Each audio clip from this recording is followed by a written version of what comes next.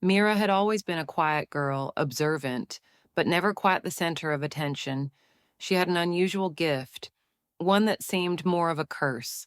Since she was young, Mira could see glimpses of the future, small moments at first, like a broken cup or an unexpected visit. As she grew older, her visions grew stronger, more vivid. But what she didn't realize was that her gift came with a price.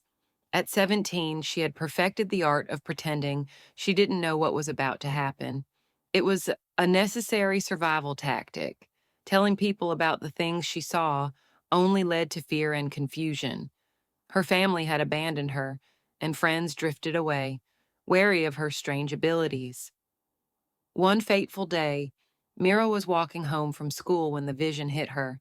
It was unlike any other. She saw a fire, the town square engulfed in flames. Her heart pounded as the vision showed her people running, crying out, and then she saw herself. In the middle of the chaos, standing still, unmoving, her eyes wide open, her expression frozen. She stumbled in the street, trying to shake off the vision, but it felt too real. She was terrified.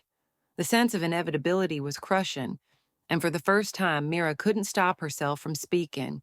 There's a fire in the town square. We have to warn them, she cried to a passerby, but they just stared at her with pity in their eyes before walking away. Her mind raced. What if she could stop it?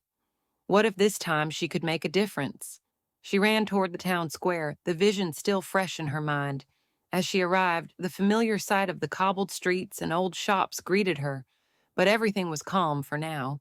People were going about their business, oblivious to the danger that would soon come. Mira could feel the weight of her vision pressing against her chest, suffocating her with every step. Desperate, she started to shout at the people nearby, warning them about the fire she knew would come, but no one listened. They thought she was crazy, a girl rambling about a disaster that hadn't happened yet. Just as she began to feel defeated, she saw it. Dark smoke rising from a building at the far end of the square. Her heart skipped a beat. The fire had started just as she'd seen. She bolted toward the source, hoping to do something, anything, to stop it.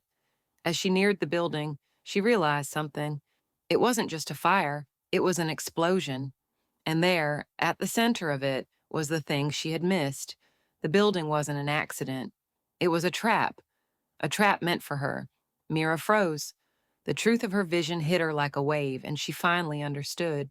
The fire, the chaos, the frozen look in her eyes. It wasn't just a random future, it was her fate.